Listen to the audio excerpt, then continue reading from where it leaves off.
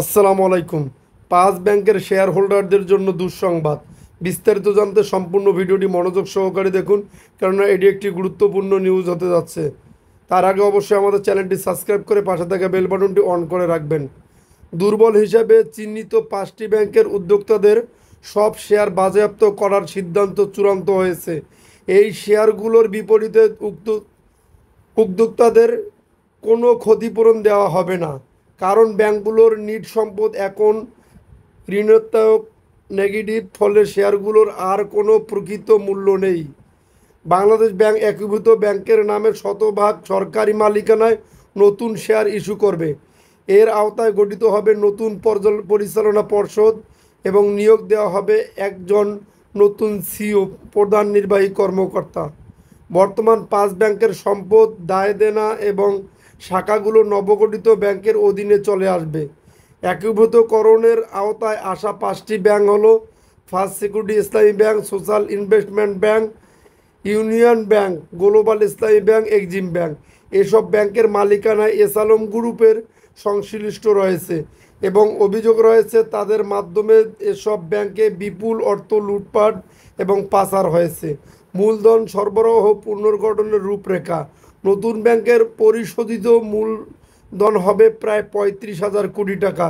এর মধ্যে 20,000 কোটি টাকা সরবরাহ করবে সরকার, 12,000 কোটি টাকা আসবে আমানত বা বিমা তহবিল থেকে, 3,000 কোটি টাকা আসবে প্রাতিষ্ঠানিক বিনিয়োগকারীদের কাছ থেকে।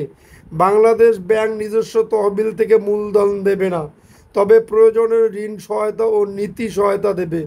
পাঁচ ব্যাংকের প্রায় 760টি শাখা ও 698টি উপশাখা রয়েছে। একীভূত ব্যাংকের শাখাগুলো পুনর্বিন্যাস করা হবে।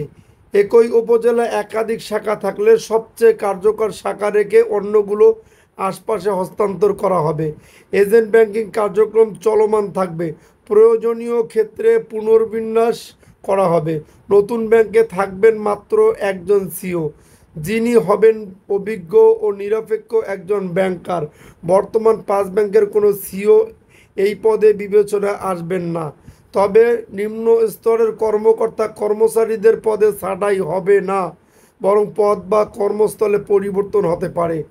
ও আমানতকারীদের অর্থ ফেরত দেওয়া হবে পর্যায়ক্রমে। প্রয়োজনে সাময়িক সময়ের জন্য মোরাটোরিয়াম তোলার সীমাবদ্ধতা আরোপ করা হতে পারে। এতে আমানতকারীদের প্রতি সপ্তাহে নির্দিষ্ট পরিমাণ অর্থ তুলতে পারবেন। প্রাতিষ্ঠানিকভাবে আমানতকারীদের অর্থ ফেরতের পরিবর্তে নতুন ব্যাংকের শেয়ার দেওয়ার প্রস্তাব থাকবে। যেহেতু ব্যাংকটি সরকারি মালিকানাধীন হবে, তাই শেয়ার নিতে তারা আগ্রহী হবেন বলে আশা করা হচ্ছে। বর্তমানে এই পাঁচ ব্যাংকের জন্য গঠিত পরিচালনা পর্ষদ বাতিল করা হবে। নতুন পরিচালনা পর্ষদে অভিজ্ঞ ব্যাংকার, অর্থনীতিবিদ ও অবসরপ্রাপ্ত সরকারি কর্মকর্তাদের অগ্রাধিকার দেওয়া হবে। নতুন ব্যাংকে দ্রুত তারল্য সংকট থেকে উত্তরণ এবং লাভজনক অবস্থানে নিয়ে যেতে একটি সমন্বিত পরিকল্পনা বাস্তবায়ন করা হবে। সরকার ও কেন্দ্রীয় ব্যাংক এর বাস্তবায়নে ঘনিষ্ঠভাবে কাজ করবে। এই একীভূতকরণ দেশের ব্যাংকিং খাতের নজিরবিহীন পদক্ষেপ। দীর্ঘদিন ধরে লুটপাট ও অব্যবস্থাপনায় জর্জরিত ব্যাংকগুলোর প্রতি জনআস্থা ফিরিয়ে আনাই এই উদ্যোগের প্রধান লক্ষ্য। যদি আপনাদের নিউজটি ভালো লেগে থাকে তাহলে অবশ্যই আমাদের চ্যানেলটি সাবস্ক্রাইব করে পাশে থাকা বেল বাটনটি অন করে রাখবেন পরবর্তী ভিডিওর জন্য।